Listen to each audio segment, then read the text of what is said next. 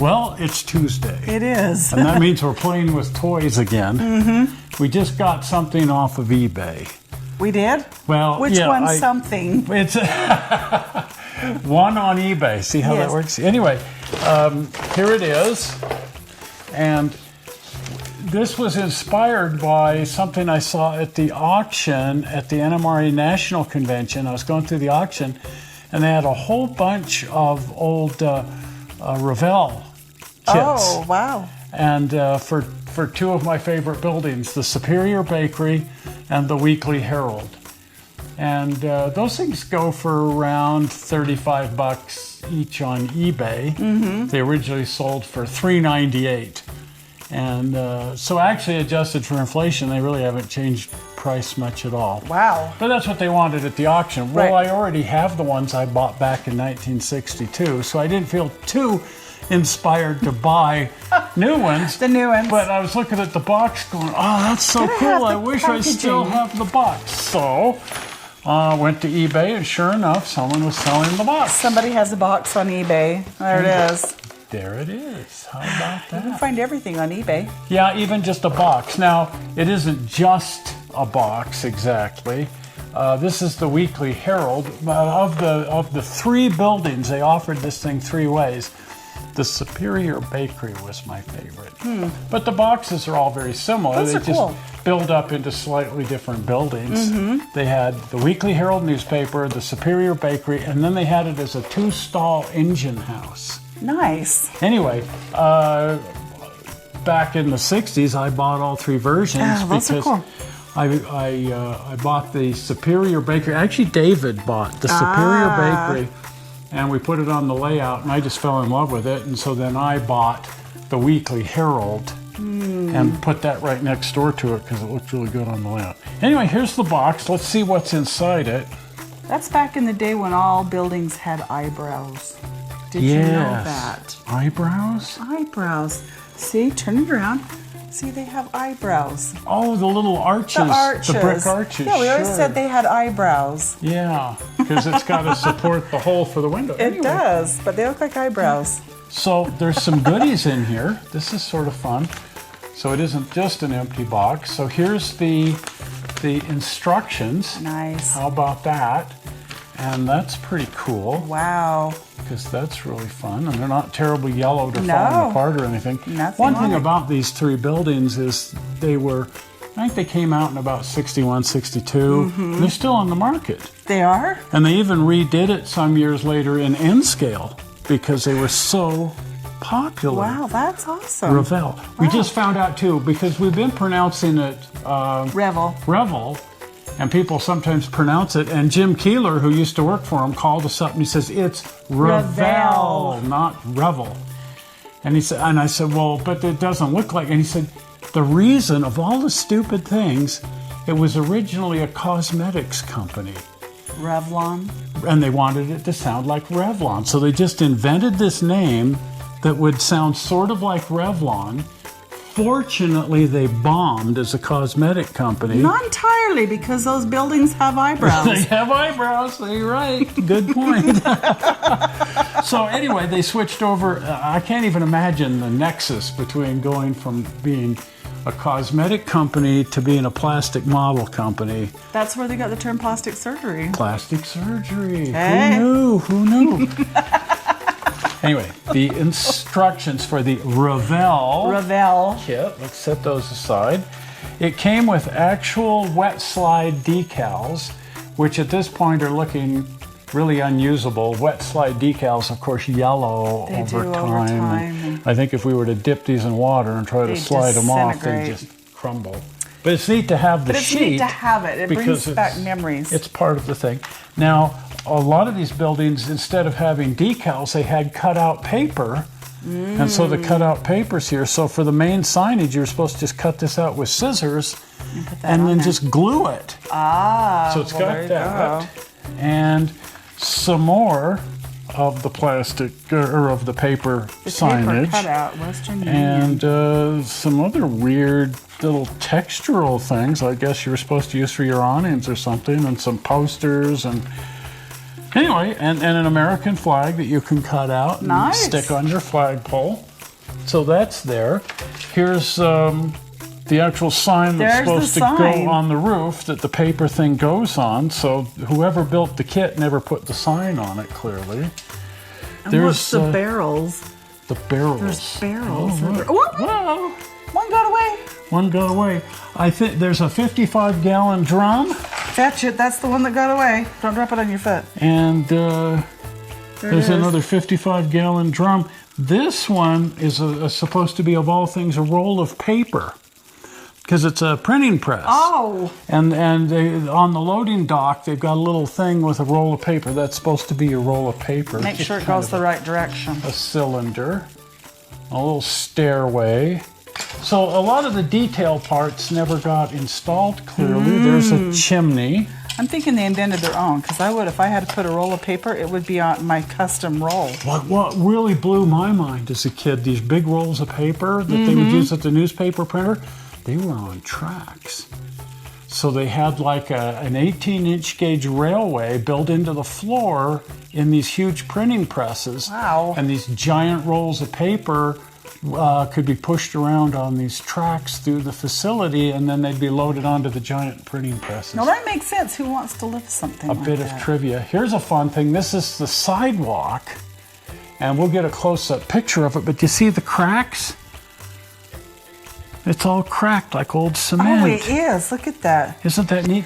Because what blew my mind about these three buildings is they were weathered. They came pre-weathered. That's awesome. The bricks were all broken, and the sidewalk was chipped, and the metal on the roof is all kind of peeling up along the corners. And you were supposed to paint it to look as weathered as possible, which was easily done. Huh. Well, that's awesome. So there it is. And this is... this was my biggest complaint with all of these kits. The window glass was just this frosty stuff with lines drawn in it. And I just thought it had a cheesy look. So I actually never installed mine thinking that I would come back and do a better job. Guess what? It's been 55 years, something like that, and I've still never gone back and done a better job.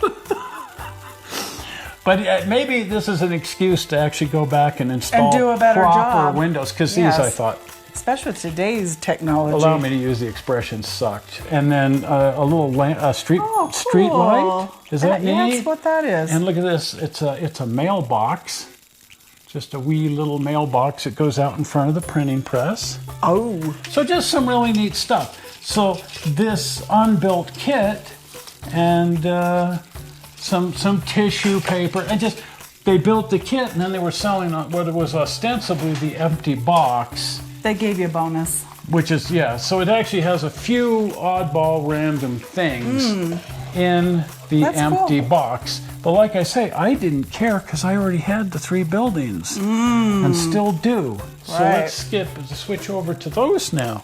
So here we have the actual building in question, the Weekly Harald. See the eyebrows, folks? See the eyebrows? Yes. Now, unfortunately, over the years, I've lost a whole bunch of pieces.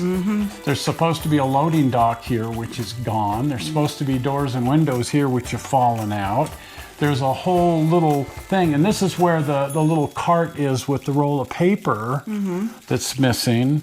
Wow. And as you can see, I never put the windows in the front of the building or in the skylights, because I thought it had a cheesy look. It's just that frosted glass that's supposed to go up here, and it doesn't sit straight.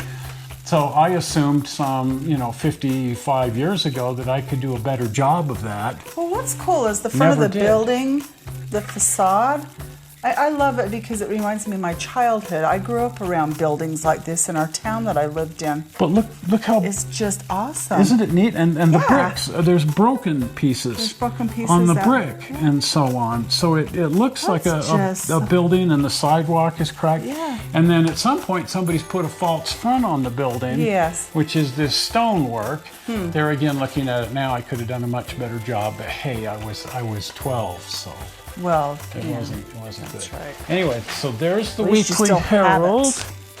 Here's the Locomotive Shop version, which has seen much better days. Yeah. But the Locomotive Shop has a door on the back, which is supposed to be a working door. And I just taped these things shut because they've never worked right. Clear back when Revell made this thing, that you're supposed to, as your locomotive pulls up, the doors are supposed to pop open. And then you have to go in there and close them, and there's a little spring, and they snap shut, and the next time And the older you get, your fingers turn to these big sausage things, and you lose the dexterity, so you're... And it didn't work. But you can see that the spring is still there. It is. The glass has fallen out, and there's the glass actually stuck to the tape because the masking tape I used. So I just taped the door shut. So but you can see I painted some smoke on there, like the locomotive was going in. That is just cool. And you put a wash on the brick, and the instructions told you how to do the wash so that it would bring out the mortar lines. And everything.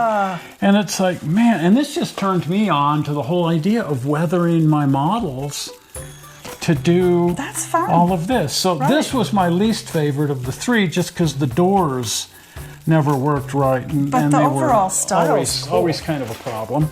But the one that I loved the most. There's this one. The Superior Bakery. Oh, look at that. Is that just cool beyond all belief? That is wonderful. And in this case, his exhaust fan is on the loose. But I do have, in this case, the skylights in, and on the other building there's an exhaust fan, and on this one then it covers up with a cupola, which has come loose. It's got this big strange vent on the side, which the other buildings don't have, which is for the ovens for baking cookies. Right. And then the loading dock on this one's on the back. So actually, of the three, my favorite is also the most complete. And I've got the decals on there, and the weathering actually turned out quite nice on this. This was David's building. That's probably why it turned out so nice, because he built it. And then I bought the Weekly Harald and just never quite got it. But on the layout that we had back in '63 or so, I put these two buildings side by side with an alley between them. Neat. And does that just look neat with the two of them together like that? And I just, anyway, Revell's Superior Bakery sold for $3.98, $4.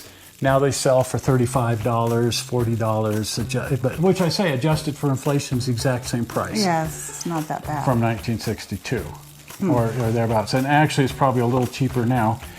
On all these early kits, if I haven't shown you this before, but there's a code on the end of every box, and the code will tell you the kit number, in this case T9038, and then there's a colon, and it says 398, and that's the price, $3.98, the suggested price. Wow, you just move that decimal point. Yeah, just move it, because adjusting for inflation, actually it would be more than 10 from 62. 10 would give you about 1975. 72, because in this era you would buy the Volkswagen Beetle for $12.50, and not $12.50, but $1,250. And so if you just multiply by 10, you're roughly it's right in that roughly ballpark. in the ballpark. So this was an expensive kit for a little goofy thing like this, $40. Yes. But then when you adjust things for inflation, they don't quite come out normal because, frankly, people's salaries haven't kept up and blah, blah, blah, blah, blah. Anyway, I may yet go looking for, it's like I don't have an HO layout. What do I need any of this stuff for? It's just nostalgia and collectability. Yeah. And I just love it. For the same reason we all collect. Yeah, and it's a great way to sort of revisit your childhood memories. That's the big thing. And I don't have the layout anymore, and I don't even have any photographs of the layout, sadly. I took one photograph by taking a bunch of the buildings off the layout and sticking them in the hallway on the shag carpet, and tried to stage this little picture when Gilbert was teaching me how to take photographs. He was our uncle twice removed on the mother's side. I don't know what he was, but he was a relative, and he was a great professional photographer. Wow. and he was teaching me how to use my camera. And that was one of my first pictures and the only model railroad picture I ever took, sadly. I should have taken a lot more pictures. But right. that's the only one I've still got because it's the only one I actually took. Nobody took a lot of pictures back in the day. I mean, if you made a boo-boo, I mean, that was an expensive boo-boo. It cost you about 10 cents to pull the trigger, and 10 cents was a lot of money back then. That would be like, again, $1 today, and every time you took a picture, dollars. Can you imagine on your cell phone? Dollar. Yeah. Anyway, well, I spent about $100 yesterday at the train show. Well, anyway, we digress. If you haven't been over to the channel, pop on over to the channel. And if you're not a subscriber, please subscribe. It does us good. And then that way you'll be notified whenever we upload a movie. Mm-hmm. The easy way to do both. Are we ready for the zoink? Zoink! The blue button right here. Well, we're not sure how you found this movie on the internet. We hope you didn't find it boring. And we will see you on Sunday. Yeah. As we drive around a bit. We'll see you then. We'll see you. Bye-bye. Bye.